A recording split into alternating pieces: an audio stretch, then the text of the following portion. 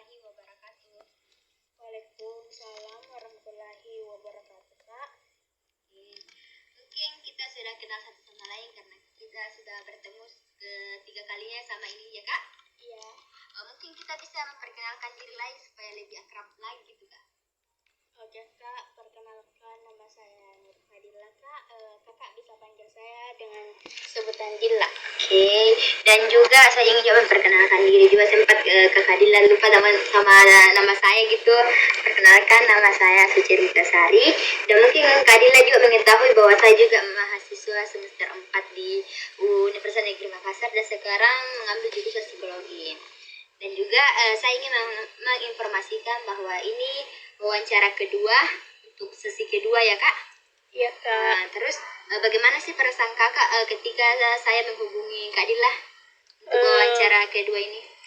Perasaannya mungkin sangat berbeda ya dengan wawancara yang pertama. Mungkin kalau wawancara pertama dia lebih banyak deg-degannya kayak aduh nanti bilang apa ya. Tapi pas dihubungi lagi untuk wawancara kedua jadinya jadi lebih tahu bahwa oh nanti cuma begini.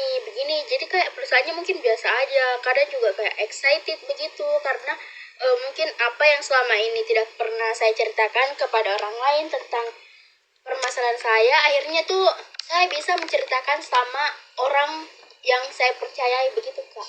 Oke, Kak. Terima kasih Kak Dila sudah mempercayai saya dengan cerita-ceritanya dan juga ini tujuannya tuh untuk menggali lebih dalam lagi tentang masalah-masalah kakak yang memiliki orang tua yang separah. Terus saya juga menginfokan bahwa ini rekaman 40 atau 35 menit ke depan dan juga saya minta izin kepada Kak Dila untuk melakukan perekamannya itu perekaman audio. Apakah Kak Dila mengizinkan? Iya, saya mengizinkan, Kak. Kalau boleh tahu, Kak, ini hanya direkam audio saja, Kak? Saya juga memberikan kayak informasi konsen untuk Kak Dila menandatangani. Mungkin bisa Kak Dila untuk menandatangani kertas ini? Oke, Kak, tunggu ya. Ini, Kak, sudah. Oke, makasih banyak Kak Dila. Dan juga saya kan kemarin sempat saya mewawancarai Kak Dila beberapa pertanyaan, terus saya akan mewawancara lagi beberapa pertanyaan gitu. Apakah Kak Dila sudah siap? Insya Allah saya siap sih, Kak. Oke. Terus bagaimana sih perasaan Kak Dila ketika harus mengikuti aturan-aturan yang Kak Dila tidak setuju, tetapi harus menjalani karena harus mengikuti aturan kedua orang tua kakak? Menjalani aturan yang tidak disetujui karena itu merupakan aturan dari orang tua saya ya, Kak. Iya, betul sekali. Mungkin saya kayak terpaksa begitu, Kak, kayak tertekan, kayak saya itu harus menuruti segala peraturan yang diberikan oleh orang tua saya, khususnya itu yang paling ini tuh ayah saya ya, Kak. Kayak dia tuh kayak memberikan aturan yang semena-mena, dimana hanya kalau saya bilang saya tidak suka aturan itu kayak terlalu mengekang saya, mungkin ayah saya tuh tidak terima. Dia malah bilang kalau dia yang berhak mengatur semuanya dan saya itu tidak berhak untuk melanggar aturannya. Saya juga seringkali merasa kesal atau mungkin hampir meluapkan emosi saya kepada orang tua saya bahwasanya saat ini tuh saya sudah bukan anak kecil lagi yang harus dikekang dengan aturan yang begitu ketat. Kalaupun begitu juga aturan yang diberikan mungkin bisa yang lebih ringan lagi. Tidak perlu yang kayak mungkin kalau menurut saya itu seperti anak kecil sekali, kayak yang dilarang-larang, kayak dilarang pulang malam juga begitu.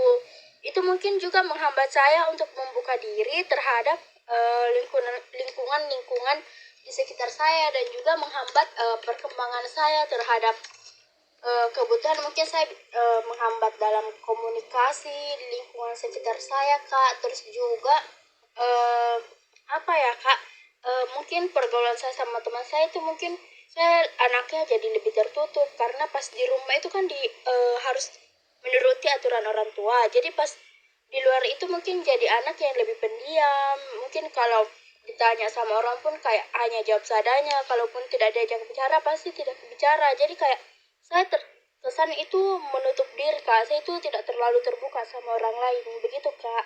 Tadi Kak Dila menyinggung tentang emosi. Jadi contoh emosi yang Kak Dila lakukan itu seperti apa sih Kak? Emosi saya saat diberikan aturan itu saya pernah nangis. Saya nangis di depan ayah saya mohon-mohon sama ayah saya untuk saya itu dibebaskan dari aturan yang begitu ketat. Selain itu saya kesal, mungkin saya kayak apa ya, berteriak di depan ayah saya yang mungkin sebelumnya tidak pernah saya lakukan, namun karena saya sudah apa ya kak, kayak merasa bahwa aturannya itu sudah terlalu melampaui batas untuk anak seusia saya yang mungkin sudah ingin memasuki kepala dua. Dan juga jika dibandingkan dengan aturan kakak saya, mungkin kan kakak saya cowok kan, dia bisa dibilang pas seumuran saya itu dia terkesan lebih bebas dibandingkan saya, begitu sih kak. Oke. Tadi Kak Dila bilang nangis atau teriak kan. Setelah Kak Dila nangis ataupun teriak itu reaksi orang tua kakak itu pasti memiliki reaksi ya Kak. Apa itu Kak? Seperti apa? Mungkin reaksi orang tua saya yang pertama itu ibu saya kak, mungkin ibu saya itu kayak kaget begitu, kok anaknya bisa ya kayak nangis atau marah-marah di depan orang tuanya, bilang kenapa sih anaknya kok bisa sampai segitunya, kayak apakah ini aturannya emang seketat itu. Namun kayak kembali lagi ibu saya dan ibu saya itu mungkin membuat aturan itu yang terbaik untuk saya, namun menurut saya itu aturannya cukup membatasi saya, menghalangi saya untuk terbuka terhadap dunia luar. Dalam hal ini tuh dunia luarnya kayak lingkungan saya, pertemanan saya.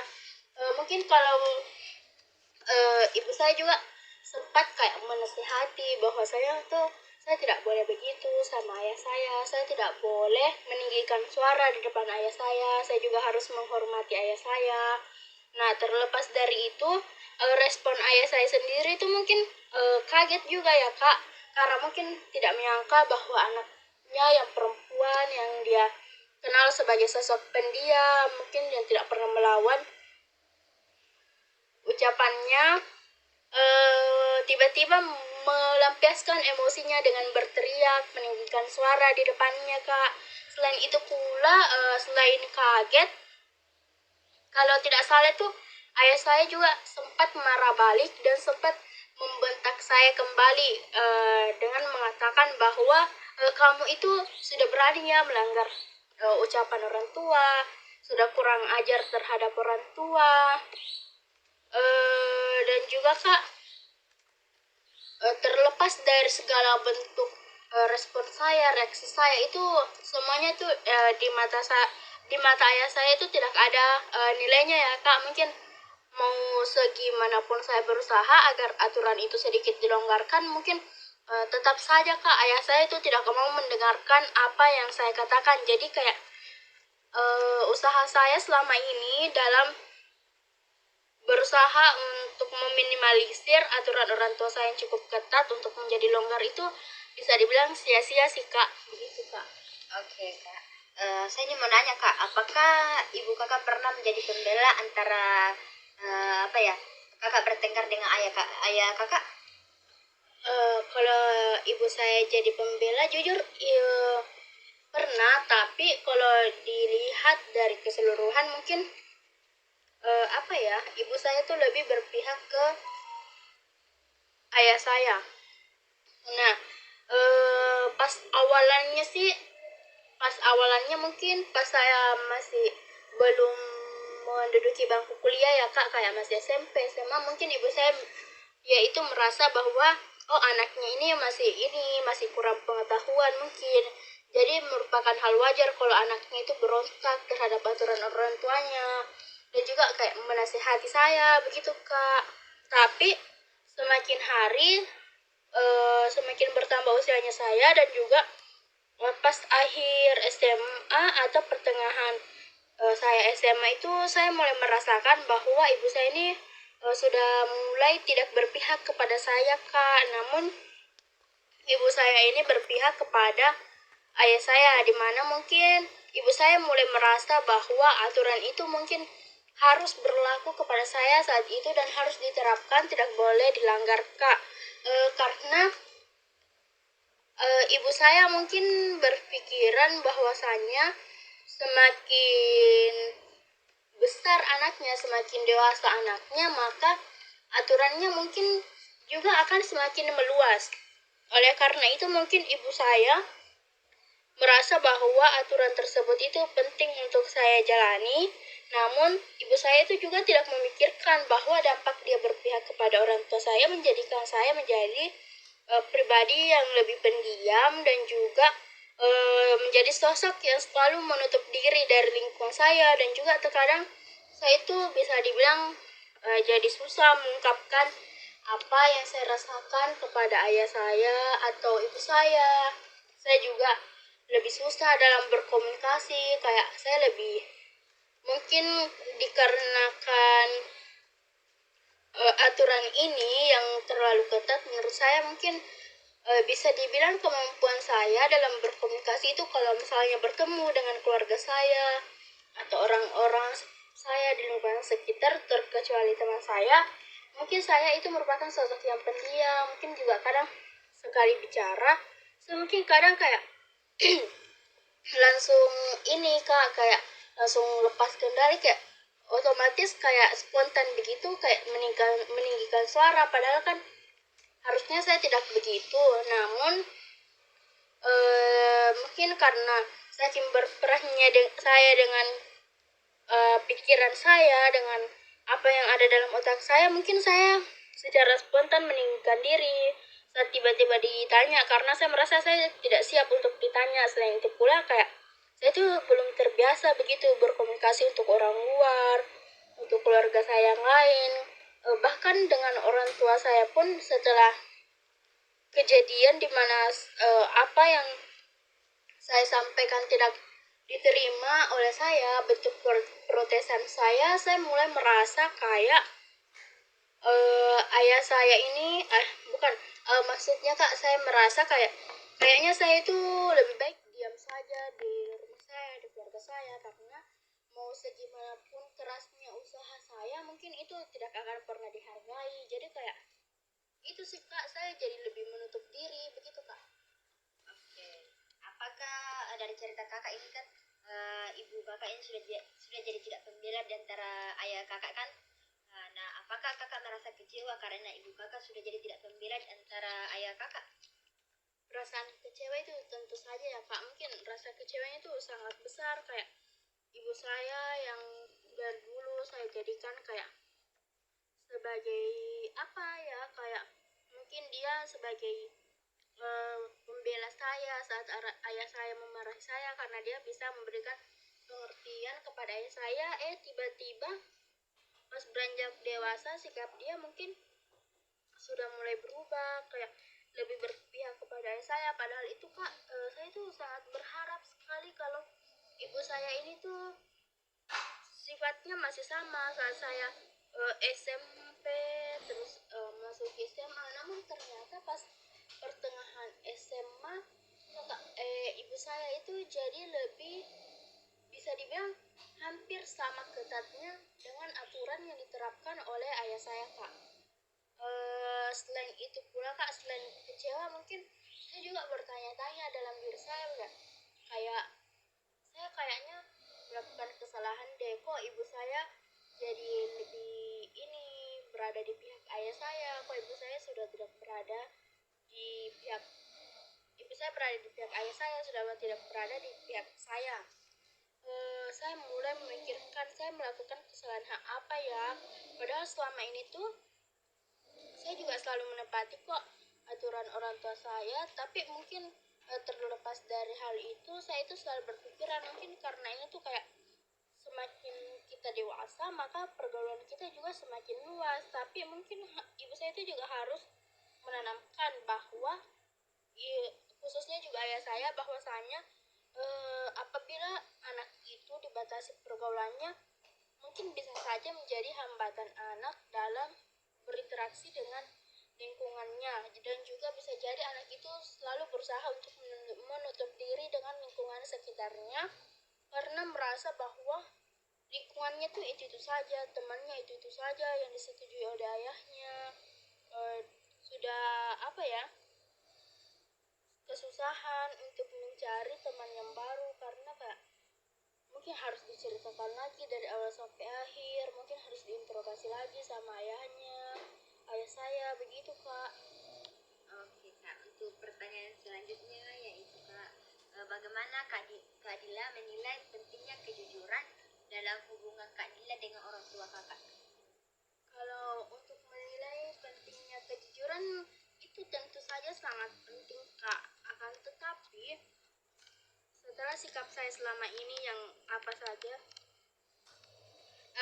yang saya lakukan itu saya selalu beritahu orang tua saya. Misalnya juga kan saya selalu dibatas-batasi kak, sama kayak itu yang tadi saya bilang kayak jam pulangnya juga saya kan dibatasi, pertemanannya kayak jadi saya menutup diri. Misalnya pulang itu harus jam 5, kalau lebih dari itu atau mungkin kayak mau mendekati maghrib tapi belum pulang itu kayak ditelepon lah kak begitu. Jadi kak saya itu selalu berusaha jujur dengan mengirimkan foto bukti bahwa saya itu masih di sini dengan kegiatan saya saat ini begitu sih kak. Terus juga dalam berteman mungkin juga kan saya juga dibatasi dengan lawan jenis, jadi mungkin kayak gimana ya, seharusnya tuh ayah saya tuh tidak membatasi kak, karena kan mau bagaimanapun kita juga tidak berbuat apa-apa ya kak, yang macam-macam. Terus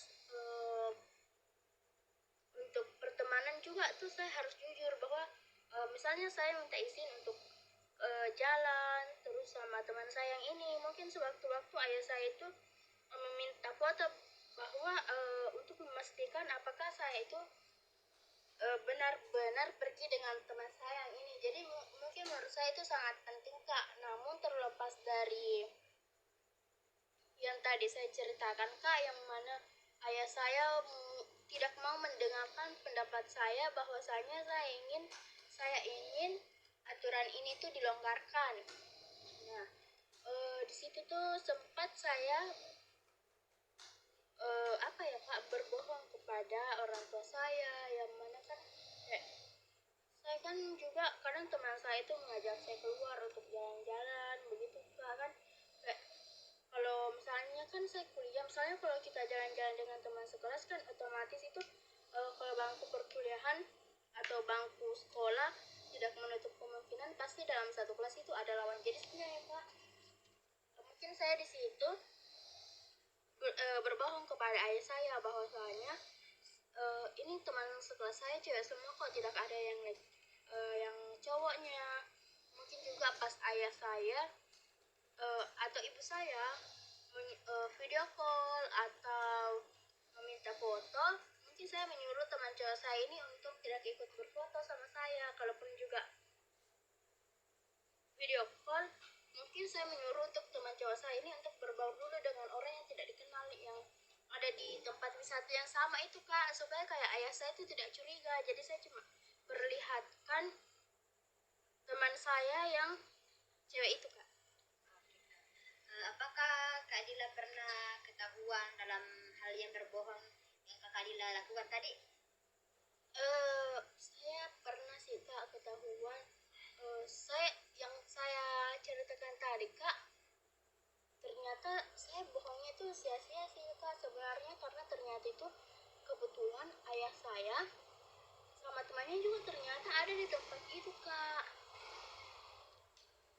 Jadi kayak saya langsung panik dong kak, kayak wah saya udah bohong nih. Jadi kayak waktu itu kan ayah saya juga mengirim saya fotonya bahwa itu ada kok teman laki-laki kamu. Otomatis saya tuh mulai mencari-cari ya kak, bilang wah ayah saya mana nih kok dia bisa tahu sih saya ada di mana.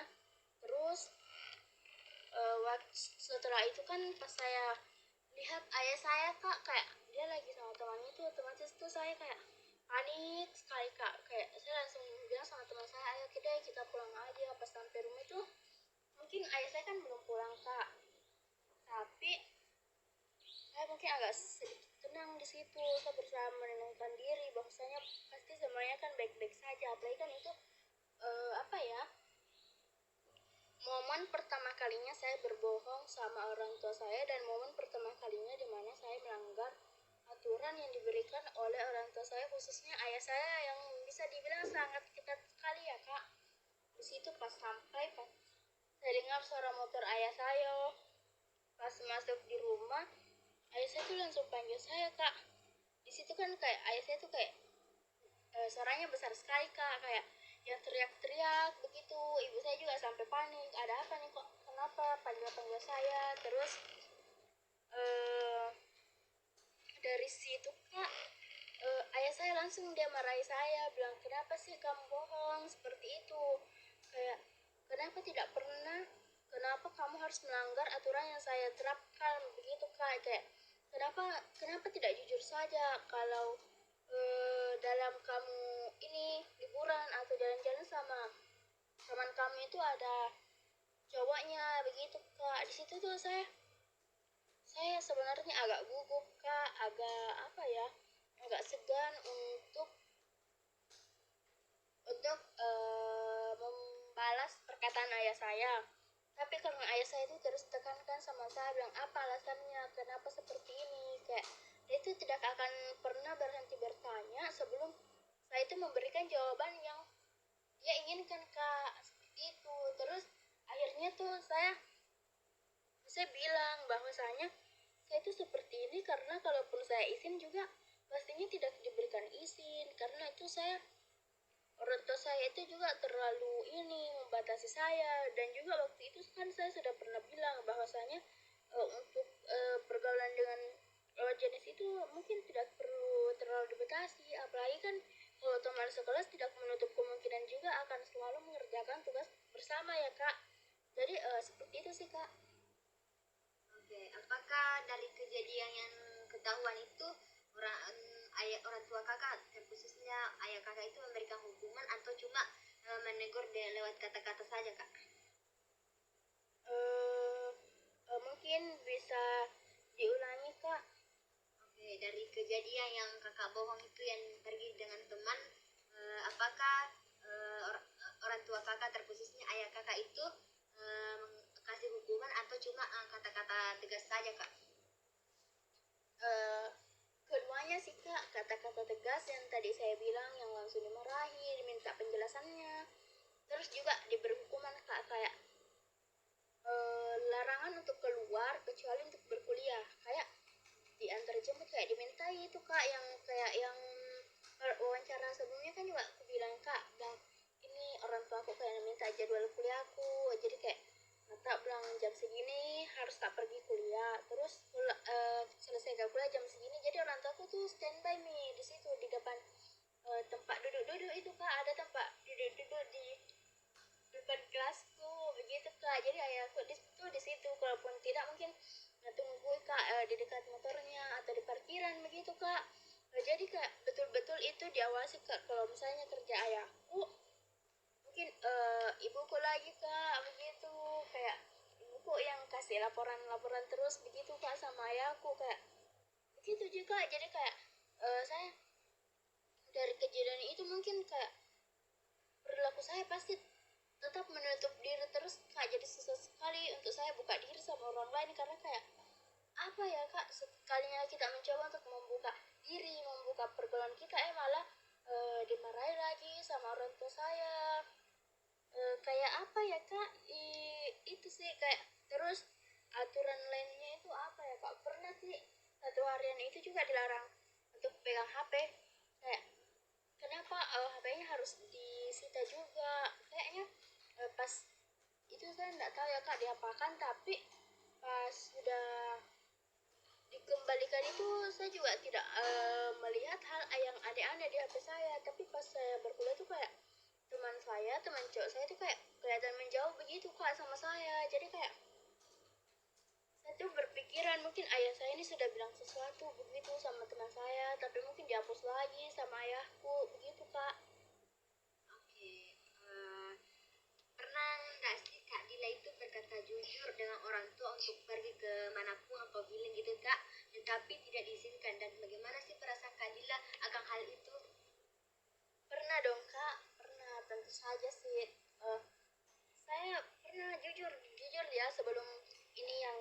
ini apa lagi, liburan ini ketahuan yang ada itunya. Sebelumnya kan saya memang sudah pernah jujur, itulah mengapa saya mencoba untuk berbohong kak. Di situ langsung ditolak mentah-mentah, kayak saya minta izin ya, mau ini sama teman jalan-jalan, mau liburan, karena kan kayak habis mengerjakan tugas yang segitu banyaknya, terus kan enaknya kan kita liburan gitu kak, jalan-jalan. Tapi ternyata ditolak mentah-mentah sama ayah saya, dan juga bilang tidak usah pergi karena kan saya ada cowoknya, bilang kamu kan perempuan tidak ada yang jaga, terus juga lebih baik di rumah, tidak usah Mila ikuti pergaulan itu teman-teman cewekmu yang lain yang menurutnya itu ayahku tidak jelas kak. Terus perasaanku ya kak, di situ perasaanku langsung sedih sekali kak, mau coba menentang ucapannya ayahku, tapi punya aku lagi yang kejadian sebelumnya itu kak, yang mana kayak dibentak balik kak lagi begitu kak, kayak tidak diterima lagi keputusan, kayak perasaanku kayak kecewa sekali, sedih sekali, nangis iya kak, kayak kapan lagi begitu mau pergi jalan-jalan gitu sama teman tapi dilarang sama ayah saya. Saya juga sudah minta tolong sama ibu saya. Ibu saya sih mungkin di situ, kalau ibu saya dalam hal ini tuh mungkin agak sedikit longgar ya kak aturannya. Mungkin pas situasi itu ibu saya tuh ya cepat membantu saya sih kak, kayak saya juga nggak nyangka kok tiba-tiba ibu saya mau sih ya kak bantu saya minta izin sama ayah saya, tapi ternyata hasilnya itu sama aja sih kak, kayak sia-sia begitu sih kak. Oke kak. Jadi ini Kak Dila ini hanya memilih diam ketika aturan ketat yang ayah kakak berikan. Tadi kan iya kak, saya diam, tapi saya juga sudah coba untuk memberontak kan kak yang tadi kayak, tapi kan tidak ditanggapi juga. Jadi kayak setelah berpikir bahwa mungkin saya itu tidak akan didengarkan oleh orang tua saya kecuali apa yang saya katakan atau lakukan itu sesuai dengan keinginan dia. Jadi kalaupun saya mencoba memberontak karena saya merasa bahwa aturan yang dia terapkan kepada saya itu tidak benar, seperti yang saya katakan tadi, mungkin itu sia-sia kak, kayak tidak ada artinya begitu. Jadi kayak udah kak begitu, kayak orang tua saya tuh bilang tidak terima bentuk percayaan saya. Dari situ juga saya mengambil keputusan untuk berdiam diri saja kak, kayak saya tuh kayaknya harusnya kayak turutin saja itu apa maunya ayah kak, tidak usah lagi kayak saya coba-coba untuk protes begitu sih kak. Oke kak. Bagaimana Kak Dila menangani situasi yang dimana kakak Dila ini merasa tertekan untuk tidak jujur karena merasa takut akan konsekuensinya dari orang tua gitu kak? Mungkin bisa diulang pertanyaannya kak. Mungkin bagaimana sih Kak Dila ini menangani situasi yang dimana Kak Dila ini merasa tertekan untuk tidak jujur dan karena merasa takut akan konsekuensi dari orang tua kak? Oh, cara saya menanganinya kak, Ya. apabila saya berbohong ya kak, karena saya juga kayak pikir bilang apa sih nanti ini akibatnya kalau tidak sama orang tuaku. Mungkin di situ saya coba minta pendapat ya kak sama teman yang percayai, yang betul-betul tahu bagaimana ini ayahku sama saya. Mungkin dia bilang tidak apa-apa, tenang nih, selagi ini tempatnya, selagi ini ayahmu sudah tahu nih bilang kita di sini, sudah kamu kasih ini bukti, kayak udah tenang saja, pasti itu percaya di ayahmu tidak bakal yang ketahuan Jiki begitu sih kak. Tapi di sisi lain mungkin menurut saya kalimat yang diberikan sama teman saya itu sedikit mengurangi rasa khawatir saya, karena kan mungkin karena saking ininya pas di rumah kayak apapun itu ketahuan sama ayah saya, mungkin saya kayak parnoan sih kak, kayak merasa khawatirnya cukup tinggi. Oke. Bentuk kekhawatiran yang Kak Dila lakukan itu apa kak yang dirasakan? Bentuk khawatir yang dirasakan ya itu kak, kayak saya tuh khawatir kayak nanti ayah saya tuh dapat saya bahwa saya tuh lagi di sini ternyata tidak sesuai dengan lokasi titik awal yang saya kirim, sama juga nanti khawatir kalau ayah saya kayak tahu kalau saya tuh bohong sama dia. Ayah saya tahu kalau semuanya itu saya bohong sama dia, begitu sih Kak. Oke, untuk pertanyaan selanjutnya itu bagaimana Kak Dila menangani konflik antara keinginan Kak Dila untuk sorry Kak.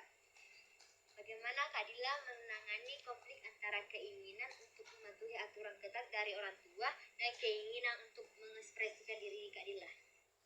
Mungkin kalau untuk saya penanganannya cukup sulit ya Kak. Di satu sisi tuh kita tuh mau keinginan kita itu yang lebih utama, kita itu mau mengekspresikan diri, kita kayak mau bebas tapi masih dalam hal yang wajar-wajar saja, tapi kembali lagi terhalang sama aturan orang tua. Saya juga merasa bahwa saya juga mau deh turuti aturan orang tua saya juga mau kelihatan jadi anak baik yang patuh sama orang tua saya, tapi kalau dirasa ya Kak, ini tuh memang aturan orang tua saya itu benar-benar di luaran batas sih menurut saya Kak. Kayak itu kalau saya tuh berada kayak di posisi yang tidak enak, kayak saya mau mengekspresikan diri saya mau bebas dalam batas dalam hal yang wajar, namun di sisi lain itu terdapat batasan diberikan oleh orang tua saya, sehingga saya tuh merasa lebih ke tidak nyaman, begitu sih Kak kalau dari saya. Oke Kak, pernah nggak sih Kak Dila ini bertengkar hebat dengan orang tua? Bertengkar hebat sama orang tua, sejauh ini sih yang pas bertengkar mungkin yang pas itu Kak, yang tadi saya ceritakan, yang pas saya mencoba protes, karena sejauh ini kan saya tuh selalu menurut atas segala aturan yang diberikan oleh orang tua saya. Jadi kayak bisa dibilang kayak hal-hal yang tidak tenang juga sih Kak dalam rumah saya. Kayak rumah saya kayak suasananya dingin sekali Kak, kayak tegang sekali begitu, mau bergerak sedikit saja kayak takut lagi salah di matanya orang tua aku Kak, ibuku Kak, atau ayahku Kak. Kayak jadi bagaimana ya Kak, kayak untuk bertengkar pun mungkin tidak pernah. Kayak kan kalau bertengkar itu kayak ayah saya marah saya, baru saya kan marah balik. Mungkin di situ tidak sih Kak, kayak kadang kalau memang saya dimarahi itu saya mencoba untuk diam seperti yang saya bilang tadi, tapi di satu sisi setelah apa ya, itu saja sih Kak yang pas pertama yang saya mencoba melanggar aturan orang tua saya, di situ untuk pertama kalinya itu saya bertengkar hebat sih Kak. Oke Kak, apakah orang tua pernah nggak sih Kak Dila itu maaf Kak, untuk pertanyaannya itu lagi, apakah pernah orang tua kakak itu menentang apa yang Kak Dila inginkan, seperti ingin masuk ke unit ini tetapi tidak diizinkan Kak dengan orang tua kakak? Kalau untuk masuk ke universitas mungkin tidak, karena kan universitas saya dan impian saya itu sama seperti saya, namun yang ada perbedaan pendapatnya itu di perbedaan jurusan Kak. Mungkin ayah saya itu lebih ke apa ya, kayak di bagian kesehatan gitu, tapi saya beda lagi kemauannya, kayak mau saya di bidang sosial begitu Kak. Kayak apa ya, tapi di situ mungkin saya mulai bertentangan pendapat sama ayah saya, tapi kan mungkin sudah ketebak sih ujung-ujungnya, mungkin pasti saya kalah lagi Kak, kayak pasti ini keinginannya orang tua saya lagi. Terus saya bilang sama ayah saya mungkin, iya kita memang mau yang saya masuk di jurusan itu, tapi belum tentu itu saya mampu jalani itu jurusan, dan juga belum tentu kapasitas itu bisa diterima di jurusan itu. Terus saya itu saya bilang bahwa tenang saja, itu ada Ji nanti jalannya, pasti itu bakalan keterima Ji, kayak itu juga jurusan yang kamu pilih tuh kayak tidak ada Ji, kayak begitu Kak, tidak ada gunanya bagi ayah, begitu Kak. Oke Kak, itulah tadi pertanyaan terakhir dari sesi wawancara kedua kita ini kali ini Kak. Dan saya akan menghubungi Kak Dila lagi untuk sesi wawancara ketiga. Apakah Kakak Dila bersedia untuk diwawancarai wawancara ketiga ini? Saya bersedia Kak, mungkin kayak kemarin lagi ya Kak, kayak sehari sebelum, jadi kayak sama-sama bagus juga Kak. Bagaimana sih perasaan Kak Dila setelah diwawancara kali ini antara sesi pertama, data awal, sesi pertama dan sesi kedua ini Kak?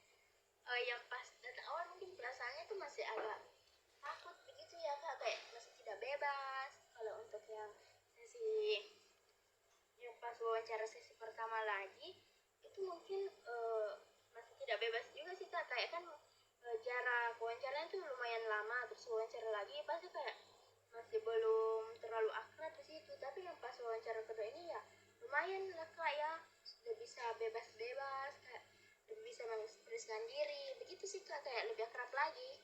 Oke Kak, terima kasih banyak Kak untuk wawancara kali ini. Saya ucapkan terima kasih. Dan wassalamualaikum warahmatullahi wabarakatuh. Waalaikumsalam warahmatullahi wabarakatuh.